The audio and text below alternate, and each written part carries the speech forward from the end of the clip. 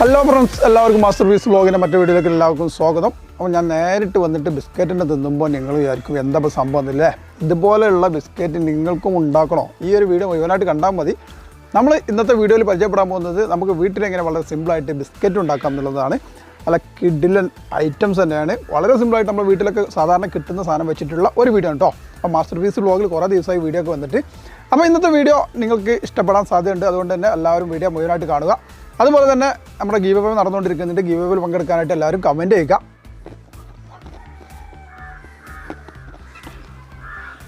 അപ്പോൾ എല്ലാവരും കമൻറ്റ് ചെയ്യുക, സപ്പോർട്ട് ചെയ്യുക. പിന്നെന്താ പറയല്ലേ, കൂടുതലായിട്ടും പറഞ്ഞില്ല, നമുക്ക് എങ്ങനെ ഈ ഒരു ബിസ്ക്കറ്റ് ഉണ്ടാക്കാം എന്നുള്ളത് നോക്കാം. ആദ്യം തന്നെ നമുക്ക് ഇതിനായിട്ട് ആവശ്യമുള്ള സാധനങ്ങൾ എന്തെല്ലാം എന്നുള്ളത് നോക്കാം. ഞാൻ ആദ്യം തന്നെ റവ എടുത്തിട്ടുണ്ട്, 1 കപ്പാണ് എടുത്തിരിക്കുന്നത്. അതുപോലെ തന്നെ മൈദ എടുത്തിട്ടുണ്ട്, അതും 1 കപ്പ്, സെയിം അളവിൽ തന്നെ എടുത്തിരിക്കുകയാണ്. പിന്നെ അടുത്തായിട്ട് നമ്മൾ എടുത്തിരിക്കുന്നത് ഇതിലേക്ക് കുറച്ച് പഞ്ചസാര പൊടിച്ചെടുത്തതാണ്.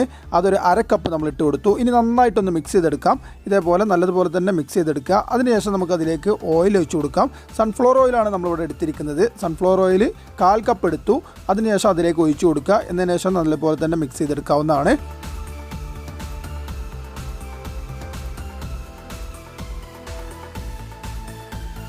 ഇവിടെ ഞാൻ കൈ ഉപയോഗിച്ചുകൊണ്ട് ഇതേപോലെ നല്ലതുപോലെ മിക്സ് ചെയ്യാൻ പോവുകയാണ്. കാരണം എന്താ വെച്ചാൽ നന്നായിട്ട് എല്ലാ ഭാഗത്തും, പൊടിയുടെ എല്ലാ ഭാഗത്തും ഓയിലെത്തുന്ന രീതിയിൽ തന്നെ മിക്സ് ചെയ്യണം. ഇതേപോലെ നമ്മൾ കയ്യിൽ പിടിച്ച് കഴിഞ്ഞാൽ ഇതേപോലെ കട്ടയായിട്ട് നിൽക്കുന്ന ഈ ഒരു രൂപത്തിലാവുമ്പോഴാണ് നമ്മൾ നിർത്തേണ്ടത്.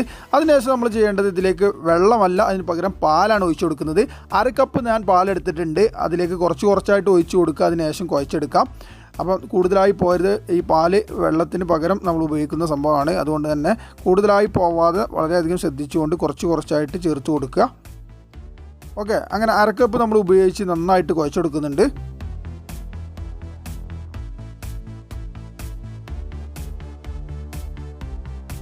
അപ്പോൾ നല്ലതുപോലെ നമ്മളൊരു 3 മിനിറ്റ് കുഴച്ചു. അതിനുശേഷം ബാക്കിയുള്ള പാല് 1/2 കപ്പിൽ നിന്നും ബാക്കിയുള്ള പാലാണ്. അപ്പോൾ ഇത്രയും ആക്കി വെച്ചതിന് ശേഷം നമുക്ക് എന്ത് ചെയ്യാം, റെസ്റ്റ് ചെയ്യാനായിട്ടൊന്ന് വെക്കാം. ഒരു 10 മിനിറ്റ് നമുക്ക് റെസ്റ്റ് ചെയ്യാനായിട്ട് വെക്കാം. അതിനായിട്ട് മാറ്റി വെക്കുന്നു. ഓക്കെ, 10 മിനിറ്റ് കഴിഞ്ഞു. അതിനുശേഷം നമ്മൾ എടുത്തതിന് ശേഷം വീണ്ടും ഒരു പ്രാവശ്യം കുഴച്ചതിന് ശേഷം നമുക്ക് എന്ത് ചെയ്യാം, ഇതിൽ നിന്നും ഓരോന്ന് ഉരുളകളായിട്ട് എടുത്തിട്ട് ബിസ്ക്കറ്റിൻ്റെ രൂപത്തിൽ മാറ്റിയെടുക്കണം. അതിനായിട്ട് ഞാനിവിടെ അച്ചും കാര്യങ്ങളൊന്നും ഉപയോഗിക്കുന്നില്ല.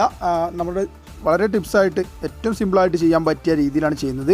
എന്തായാലും നമ്മൾ ഇതേപോലെ പരത്തിയെടുത്തിട്ടുണ്ട്. ഒരു ബിസ്ക്കറ്റിൻ്റെ രൂപത്തിൽ തന്നെ കയ്യിലിട്ട് പരത്തിയെടുത്തതിന് ശേഷം കത്തിയെടുക്കുക. സാധാരണ കത്തിയെടുത്തതിന് ശേഷം ഇതേപോലെ മാർക്ക് ചെയ്ത് കൊടുക്കുക.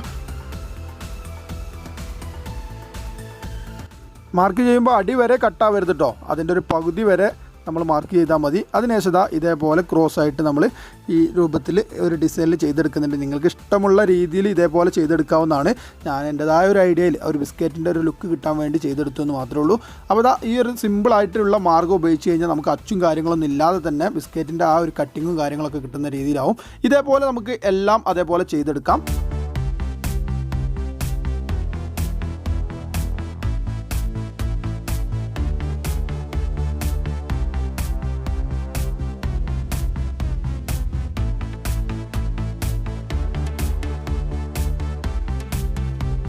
ഈ ഒരു ഡിസൈൻ അല്ലാതെ ഇതേപോലെ കത്തി ഉപയോഗിച്ചിട്ട് ഇതേപോലെ കട്ടിങ് ഇല്ലാത്ത രീതിയിൽ വേണമെങ്കിൽ ചെയ്യാവുന്നതാണ്. റൗണ്ട് ഷേപ്പിലൊക്കെ ചെയ്യണമെന്നുണ്ടെങ്കിൽ മറ്റൊരു ടിപ്സ് ഞാൻ പറഞ്ഞുതരാം. നമ്മുടെ പേനയുടെ ടോപ്പ് എടുക്കുക. അത് നന്നായിട്ട് കഴുകി വൃത്തിയാക്കിയതിന് ശേഷം ഇതിൽ ഇതേപോലെ ഇങ്ങനെ പ്രസ് ചെയ്ത് കൊടുത്താൽ മതി. അങ്ങനെ ആകുമ്പോൾ ഒരു റൗണ്ട് ഷേപ്പിലും കിട്ടുന്നതാണ്. ഏത് രീതിയിലും ഉണ്ടാക്കാം, അതൊക്കെ നമ്മുടെ ഇഷ്ടമാണ്. അങ്ങനെ നമ്മളിത് മുഴുവനായിട്ട് ഇതേപോലെ ചെയ്തെടുത്തു കഴിഞ്ഞു. 15 പീസ് നമുക്ക് കിട്ടിയിട്ടുണ്ട് കേട്ടോ.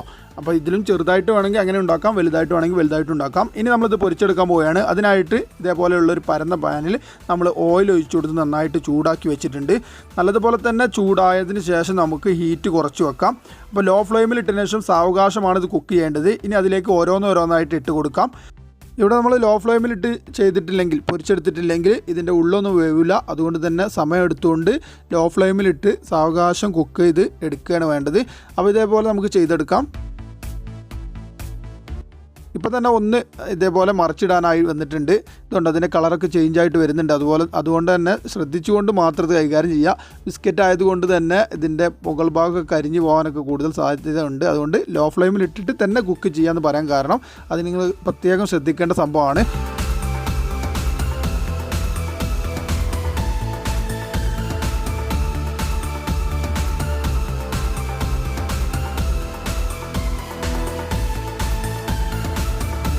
ഇനി ഇനി മുഴുവനായിട്ടൊന്ന് മറിച്ചിട്ട് കൊടുക്കാം.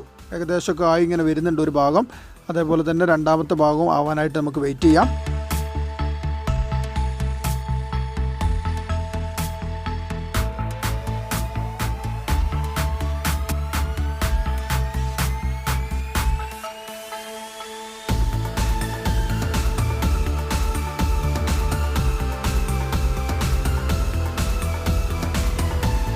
അപ്പോൾ ഫ്രണ്ട്സ് നമ്മളെ ബിസ്ക്കറ്റ് റെഡി ആയിരിക്കുകയാണ്. 5 മിനിറ്റ് സാവകാശം ലോ ഫ്ലെയിമിലിട്ട് കുക്ക് ചെയ്തെടുത്തതാണ്. സംഭവം അടിപൊളി ബിസ്ക്കറ്റ് ആയിരിക്കുകയാണ്. ഇനി കഴിച്ചു നോക്കണം എങ്ങനെ ഉണ്ട് എന്നുള്ളതൊക്കെ. എന്തായാലും ആ ഒരു ബിസ്ക്കറ്റിൻ്റെ ആ ഒരു ഭംഗിയും കാര്യങ്ങളൊക്കെ ഇത് അതേപോലെ തന്നെ നിലനിർത്തിയിട്ടുണ്ട്. ഹൈ ഫ്ലെയിമിൽ ഇടുകയാണെങ്കിൽ മുകൾ ഭാഗം മാത്രം കരിഞ്ഞു പോകും, അല്ലാതെ ഉള്ളിൽ വേവില്ല എന്നുള്ളത് പ്രത്യേകം ശ്രദ്ധിക്കുക. അപ്പോൾ സംഭവത്തിൽ ഇത് മുഴുവനായിട്ട് നമ്മൾ കോരി എടുത്തു കഴിഞ്ഞു. ഇതേപോലെ തന്നെ നമുക്ക് ബാക്കിയുള്ളവയും അതേപോലെ തന്നെ ചെയ്തെടുക്കാം.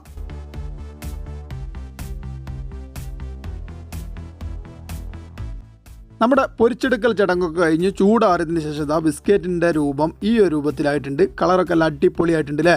ഒറിജിനൽ ഫീൽ തന്നെ വരുന്നില്ലേ? ഇതേപോലെ നമുക്ക് വളരെ സിമ്പിളായിട്ട് വീട്ടിൽ ഉണ്ടാക്കാം എന്നുള്ളതാണ് ഇന്നത്തെ വീഡിയോയിൽ നിങ്ങൾക്ക് പഠിപ്പിച്ച് തന്നിരിക്കുന്നത്. ഇനി ഇത് നമുക്ക് പൊട്ടിച്ചിട്ടൊക്കെ ഒന്ന് കഴിച്ചു നോക്കാം എങ്ങനെ ഉണ്ട് എന്നുള്ളത്. എന്തായാലും സംഭവം കിടിലൻ സംഭവം തന്നെയാണ്.